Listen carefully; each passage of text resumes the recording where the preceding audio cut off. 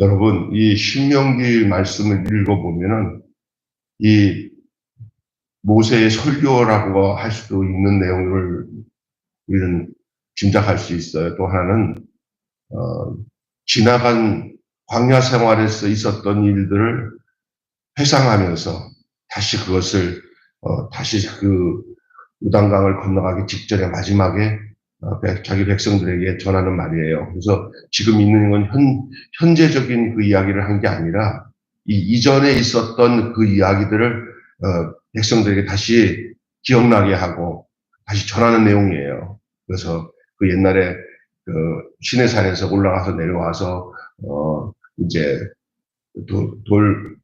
이제 뭐죠? 돌비, 10계명 도계를 가지고 내려왔다 보니까 아론이랑 백성들이 송아지에다가 막 춤추면서 이것이 여호와께서 여호와다 막 하면서 막 했을 때 그때 하나님이 진노해서 그냥 했던 그 내용들을 다시 백성들에게 알려주는 거예요. 그러니까 지금 현재적인 이야기가 아니라 얼마 전 저들에게 그 광야에서 있었던 그 이야기들을 다시 한번 백성들에게 고지하고 있는 내용들이에요. 그러면서 이제 그 이유는 지금 우리의 삶에서 앞으로의 삶을 어떻게 살아가야 될지에 대해서 미래를 위하여 여러분 이제 살면서 앞으로 어떻게 살까 하는 미래에 대한 생각들 많이 할 거예요. 특별히 이스라엘 백성들에게서 이제는 가나안 땅에 들어가야 되잖아요. 그래서 미래로 나가기 위하여라는 제목으로 오늘 본문 말씀을 함께 은혜를 나누기 원합니다. 더 나은 미래로 나가기 위해서 지금 저들에게 있어서의 더 나은 미래는 당면한 미래는 바로 가나안 땅 입성입니다. 홍해를 건너가지고 광야 생활을 했다가 이제는 요단강을 건너 가나안 땅으로 들어가는 시점에 놓여 있었기 때문에 저들에게서 이제 있어야 할 가나안 생활은 저들에게 있어서 앞으로 다가올 미래예요. 이 미래를 위해서 필요한 요건들이 뭔지를 이 모세가 자기 생전에 죽기 전에 모세가 전한 이 마지막 설교가 바로 이 신명기예요. 신명기 전체 내용은 광야 생활을 다 이제 정리하고 마무리해서 가나안 땅에 들어가기 전에 자기 백성들에게 전한 메시지들이 대다수를 이루고 있어요.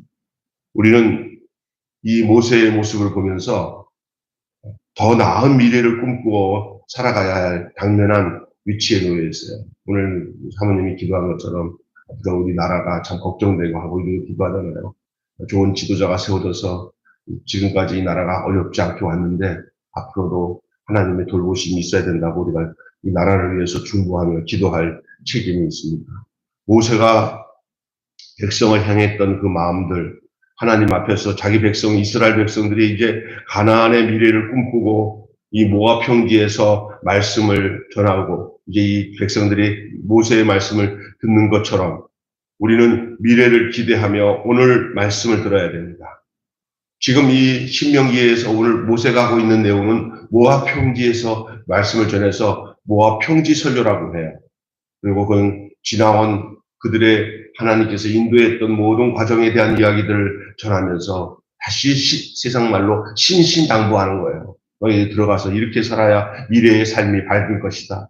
그래야 미래가 열릴 것이다. 하나님이 너희가 함께 하실 것이다. 이런 말씀을 전하고 있는 거예요. 우리 또한 우리의 미래를 기대하며 오늘 우리의 말씀을 들어야 됩니다. 그렇다면 우리가 하나님 나라의 아름다운 미래를 준비하기 위해 들어야 할 말씀은 무엇이며 해야 할 실천은 과연 무엇이겠습니까? 자, 몇 가지만 간단하게 얘기하겠습니다. 핵심적으로 오늘 본문을 보니까 모세의 메시지를 통해서 우리가 거기서 핵심적으로 볼 수 있는 첫 번째, 우리가 들어야 할 말씀과 행해야 할 실천은 어떤 것이냐? 그 첫째가 여러분 과오를 직면하라는 거예요. 과오. 과거에 심각했던 잘못들, 과거에 심각했던 오류들, 과오들, 이것을 깨우치는 거예요. 심각한 거. 부끄러운 과거를 그냥 퉁치고 넘어가지면 안 된다는 거예요. 그 나쁜 것, 거기에 뭐, 과거에 그 잘못한 것 때문에, 죄책감을 갖고, 이렇게, 그거라는 얘기가 아니에요. 과거의 잘못을 정확하게 점검하면서 그것을 정리해야 앞으로 그런 일을 안 하게 되는 줄로 믿습니다. 하나님 말씀은 때로는 성경에 있는 내용들이 다 과거의 말씀이에요. 구약의 이야기나 또 이 신약의 성경도 현재 시점에 있는 우리들에게 있어서는 현재의 말씀이 아니고 미래의 말씀이 아니고 요한계시록을 빼놓고는 모두가 과거의 말씀입니다. 거기에는 우리의 이야기만이 아니라 그 성경에 있는 나오는 모든 예수님의 제자와 사도들과 더 나아가서 구약의 선지자들 그들의 이야기들 그리고 그 하나님이 함께 하셨던 열왕들의 이야기들이 다 기록되어 있습니다. 그 안에는요 잘못들 다 있습니다. 그런 걸 보면서 우리가 뭐를 겪어야 되냐면 우리의 과거에 잘못된 부분들을 부끄러운 과거들을 기억해야 됩니다. 요즘에 유명한 드라마가 있습니다. 저도 별로 관심 없다가 우리 주실이가 바빠지거나 한 번도 때려치 않고 보고 있는데 재밌어. 이게 뭐냐면 고려 거란 전쟁이라는 드라마를 계속 하고 있습니다. 최수정이가 강감찬으로 나오는 그 내용입니다. 그것을 보면서 뭘 다들 느끼냐면은 그 과거에 그 현종이라는 임금이 나오고 거기에 양규 또 뭐야 강감찬 여러 가지 탁사정 이렇게 또 뭐지 강조 이런 사람들이 나오는데 그 인물들 내용들 속에서 그 옛날 이야기 스토리를 보면서 현재를 보게 돼요. 현재를. 그러면서 지금 그 현종이 지금 호족들을 딱 보면서 야 기가 막힌 드라마 잘 선택했다. 왜냐하면 현재 지금 그 젊은 임금이 하도 전쟁이 일어나갖고 막 쫓겨서 가다 보다가 왕권을 다 잃어버릴처럼 막 호족들이 날뛰면서 왕을 왕으로 여기지 않는 그 비참함을 보고는 이 친구가 이 현종이 내가 빨리 지방에 있는 그 호족들 그래서 지금 말하자면 뭐냐면 국회의원을 1선, 2선, 3선, 4선, 5선 한 사람들 그게 다 호족이야. 지금 말하자면 그런 의미야. 그래서 그 권력을 장악한 사람들이 권력을 다 내려놓게 하고 중앙 집권에서 나라를 다스리도록 하는 그런 내용이에요. 근데 자세히 보니까 저 드라마가 오늘을 우리에게 어떤 모습을 보여주더라고요. 그래서 여러분, 과거에 이루어진 일을 그냥 무심코 지나가지 않고 그 잘못들과 문제들을 찾아내면 현재의 문제를 해결할 수 있는 방안들이 보여지게 되는 거예요. 부끄러운 과거를 기억하지 않으면 또 그 부끄러운 과거가 되풀이 됩니다.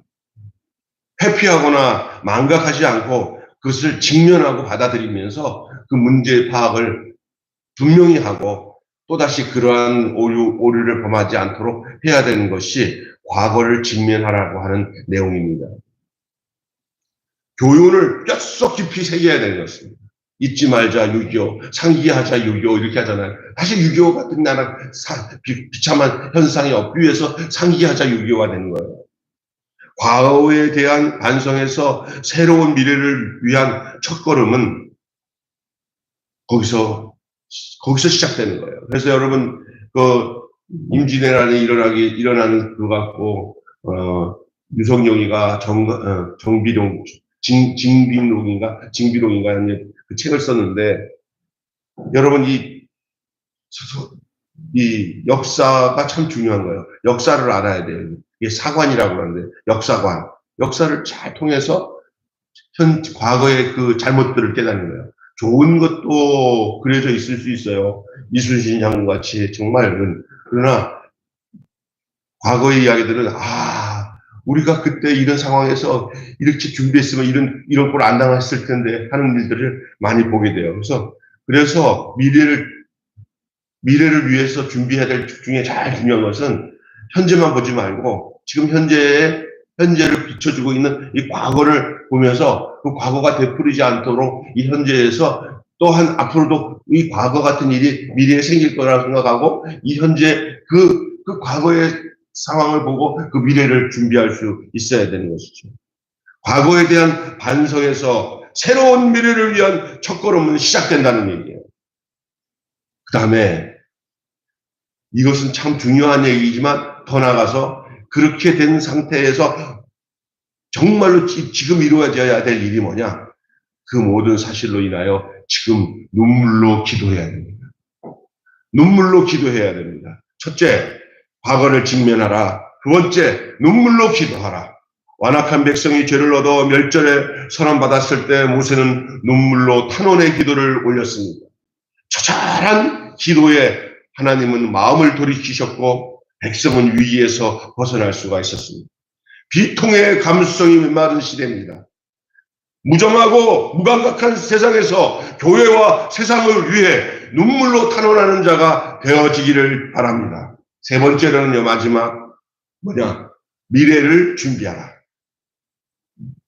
과거를 직면하라. 현재 눈물로 기도하라. 미래를 준비하라. 미래를 향한 생각들을 잊지 말아야 됩니다. 우리에게 앞으로 주어질 시간은 이제 과거가 아닙니다. 우리에게 주어질 시간은 지금 현재가 아닙니다. 이제 현재가 될 미래입니다.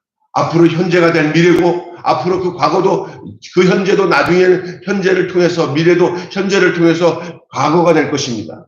그런데 미래 지향성인 생각들, 앞으로 되어질 일들에 대해서 생각하지 않고 살면 안 되죠. 과거의 잘못과 희생적인 중보를 거론하는 것은 각성과 회심, 각오를 새롭게 하기 위함입니다. 가나안 입성을 앞두고 미래를 꿈꾸며 언약을 붙드는 열정을 함양하기 위한 것입니다. 미래는 언약의 신실한 하나님에 의해 달려 있습니다.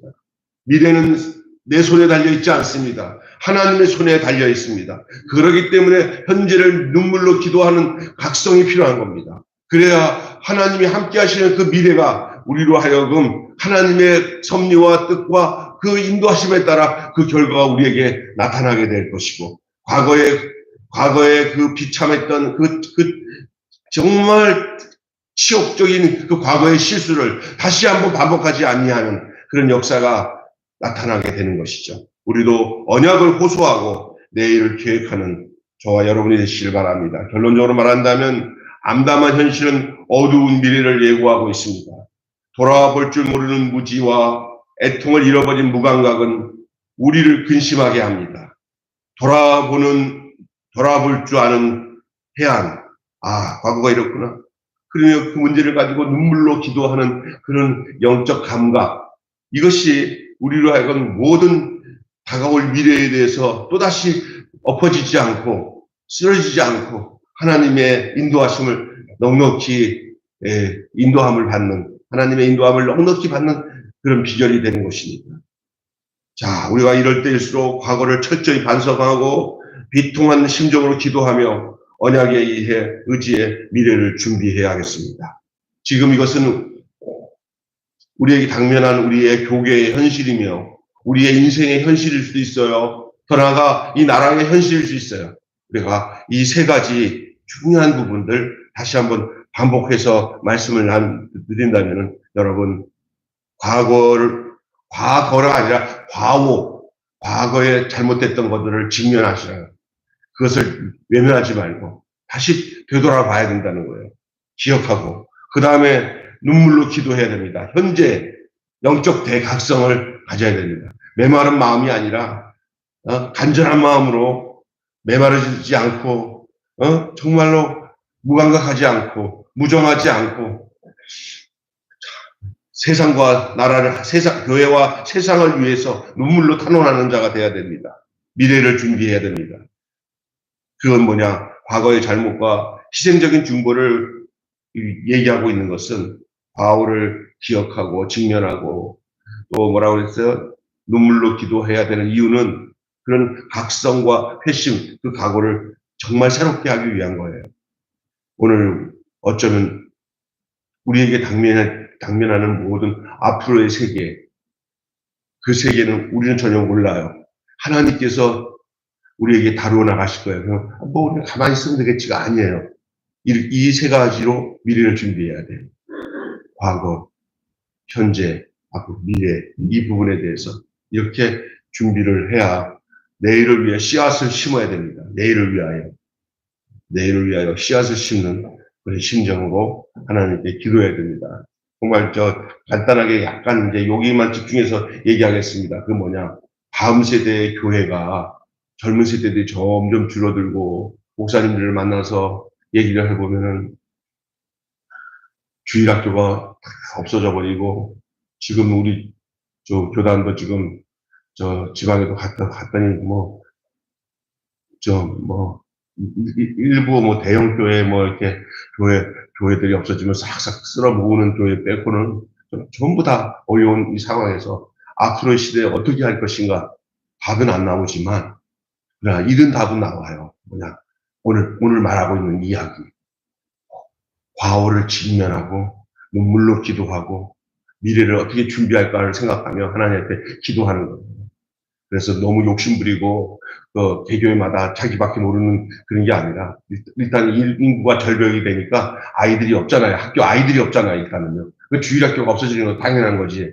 그 원로 목사님들 우리 때는 말이야 막 어린아이들이 막 교회 가득 찼는데 이 후임자가 와가지고 교회 다 말아먹었다 이렇게 말씀하시는 분들도 있더라고요. 그건 모르고 하는 소리예요. 당신이 이 시대에서 다시 목회한다면 이렇게 되겠냐고 그때는 됐는데 그건 잘못된 거죠. 그죠? 네? 그러면 뭐라고 해야 돼요? 그 후임 목사님한테, 야, 우리가 다음 세대 아이들이 적게 나오더라도, 일당백이로 한 아이라도 철저하게 서로가 힘을 모아서 양육하자. 그래서 지금 저기 시골 같은 데는 그 군 단위의 읍에 있는 큰 교회에서 그 잠리교 같은 경우도 그냥 네 단위에는 아이가 없잖아요. 그럼 젊은 전도사 목사가 담임 목사로 있으면서 아이를 데리고 읍 단위에다가 데려다 주면은 거기서 함께해서 그냥 옛날과 똑같은 방식으로 아이들이 막 그냥 교회마다 막 가득 차 오고 여름 성경학교 많이 오고 그런 환상을 꿈꾸면 안 됩니다. 지금은요 어떻게 이 어려운 미래의 상황을 돌파할 것인가 다들 얘기하는 거예요. 한 10년만 있으면 아마 웬만한 교회들 다 조그만 교회들 다 없어질 것이다. 이것은 비관적인 얘기가 아니라 다가올 분명한 사실이에요. 이거에 대해서 하나님 앞에 지금 기도하면서 다가올 앞으로의 미래에 대해서 어떻게 해야 하나님에게 인도함을 받고 보전을 받을까에 대해서 정말 탄원하는 마음으로 기도하는 것이 중요한 사실입니다. 마치 이스라엘 백성들이 지금 저기 가나안 땅 들어가는 게 장밋빛이 아니에요. 그 안에는 숨어있는 주님의 축복이 숨어있긴 하지만은 그 땅에 들어가서 만만하지 않습니다. 가자마자 그냥 그 큰 안악작소내에서 이길 수 있어요. 그러나 오직 정말 눈으로 보이지 않고 귀로 들을 수도 없고 답답한 그 현실에도 믿음을 가지고 나갈 때 역사하시는 분이 하나님이십니다. 답은 하나님입니다. 하나님이 함께하면은 이런 암울한 한국 교회의 현실, 다음 세대가 없어서 정말 눈물 흘릴 수밖에 없는 현실이지만 그러나 이렇게 오늘 더 나은 미래를 위하여 어떻게 나아갈 것인가 생각하며 과거의 과오를 직면하고 생각하면서 현재도 이럴 것이다 하라고 생각하며 이 현실을 눈물로 기도하며 다가올 미래를 준비하는데 마음을 두고 하나님 앞에 매달려 간구하는 그것은 너무나도 중요합니다. 이것을 지금 모세가 백성들에게 얘기하는 거예요. 너희들 말이야 내가 저기 산에서 내려왔을 때 어떻게 했느냐. 너희들 죽일 뻔했다. 하나님 앞에 내가 매달려서 하나님 이 백성들을 살려주지 않으면 어떻게 하겠습니까? 이방인들 가운데서 당신의 백성으로 삼았는데 당신이 이 백성을 여기서 결절시키면 되겠습니까? 하면서 조상 아브라함 때부터 있은 언약을 붙잡고 하나님께 매달렸더니 하나님이 모세의 간절한 간구를 들으시고 이스라엘 백성을 살려주셨듯이 오늘 대한민국도 한국교회 현실도 다음 세대도 우리 하나님 앞에 눈물 흘려 기도하는 중보 기도자를 통해서 다음 세대의 하나님의 역사가 계속 진행되어지는 귀한 축복이 나타날 줄로 믿습니다. 오늘 한마디로 말씀을 나눈다면 더 나은 미래로 나아가려면 과거의 과오를 직면하고 탄식으로 기도하며 준비해야 합니다. 하나님 아버지, 모세가 과거에 과오들, 저들이 송아지를 만들어 놓고 금송아지를 만들어 놓고 우상을 숭배했을 때 하나님 앞에 매달려 기도함으로 그 멸망의 순간을 중보의 기도를 드렸던 이 모세의 기도를 들으신 하나님이 저들을 살려주셨습니다. 그 사실을 직면하며 저들이 이제 앞으로 가나안 땅에 들어갔을 때 어떻게 되어질 것에 대해서 하나님 앞에 정말로 눈물로 기도하며 준비하며 미래를 준비하며 나아가는 이 광경을 우리는 오늘 본문을 통해서 봅니다.